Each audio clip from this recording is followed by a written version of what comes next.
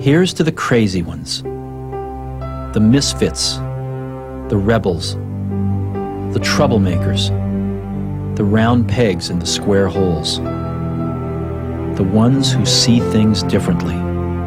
They're not fond of rules, and they have no respect for the status quo. You can quote them, disagree with them, glorify or vilify them. About the only thing you can't do is ignore them, because they change things. They push the human race forward. While some may see them as the crazy ones, we see genius. Because the people who are crazy enough to think they can change the world are the ones who do.